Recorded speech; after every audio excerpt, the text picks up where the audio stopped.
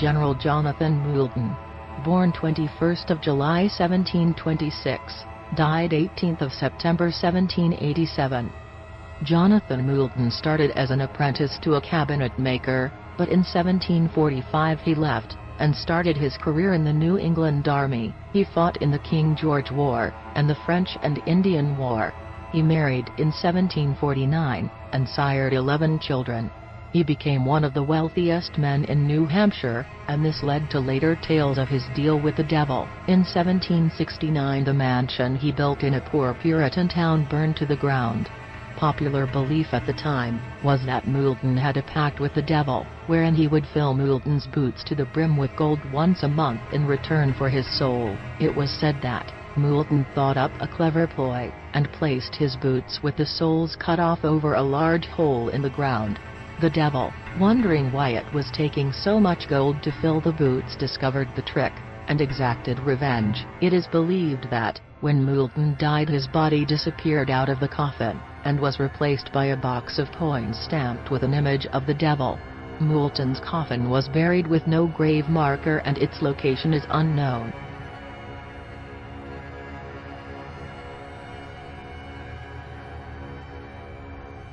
Gilles de Rais, born 1404, died 1440.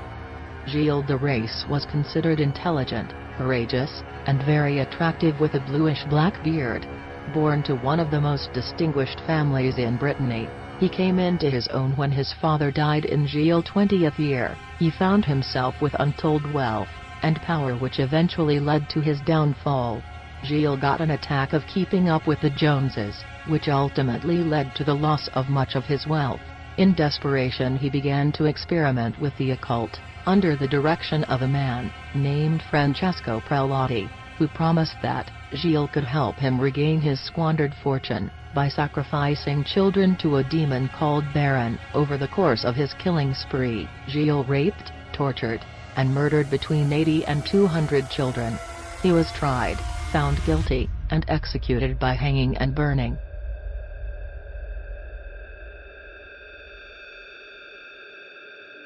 Giuseppe Tartini, born 8th of April 1692, died February 26, 1770. Tartini was an Italian composer and violinist.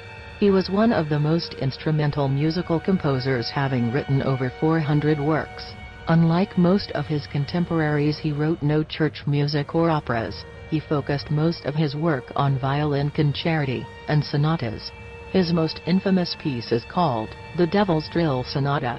The story behind Devil's Drill starts with a dream. Tartini allegedly told the French astronomer Jérôme Lalande that he dreamed that the devil appeared to him and asked to be his servant. At the end of their lessons, Tartini handed the devil his violin. To test his skill, the devil immediately began to play with such virtuosity that Tartini felt his breath taken away. When the composer awoke, he immediately jotted down the sonata, desperately trying to recapture what he had heard in the dream. Despite the sonata being successful with his audiences, Tartini lamented that the piece was still far from what he had heard in his dream. What he had written was, in his own words, so inferior to what I had heard, that if I could have subsisted on other means, I would have broken my violin and abandoned music forever. You can listen to part 4 of the piece above, the most difficult section, played by Itzhak Perlman. If you prefer a more techno version of the piece, you can hear Vanessa May playing it here.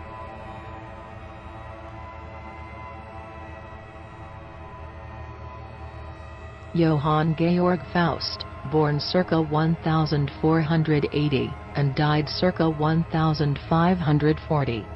Dr. Johann Georg Faust was an itinerant alchemist, astrologer, and magician of the German Renaissance. His life became the nucleus of the popular tale of Dr. Faust from ca.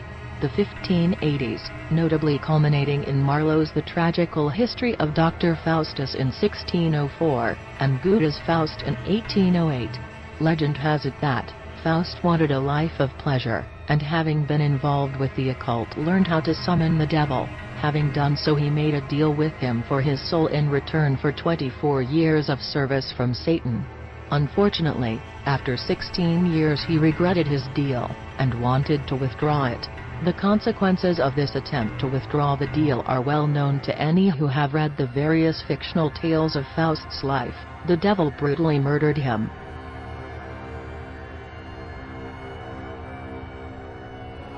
Niccolo Paganini. Born October 27, 1782, and died May 27, 1840. Niccolo Paganini is one of the greatest violin virtuosos to have ever lived. He learned to play the mandolin at 5, and was composing by 7. He started playing publicly at 12, but by 16 he had a breakdown, and disappeared into alcoholism. He sobered up and by 22 was the first music superstar. Paganini was capable of playing 3 octaves across 4 strings in a handspan, a feat that is nearly impossible even by today's standards. He composed 24 caprices at 23, and for years no other violinist was capable of playing much of his music. His playing of tender passages is said to have brought audiences to tears. One of his famous pieces was called Listerg, which translates to Witch's Dance. Audiences believed Paganini made a pact with the devil to perform supernatural displays of technique. Some patrons even claimed to see the devil helping him during his performances. It is because he was denied the last rites in the church, and his widely rumored association with the devil, that his body was denied a Catholic burial in Genoa.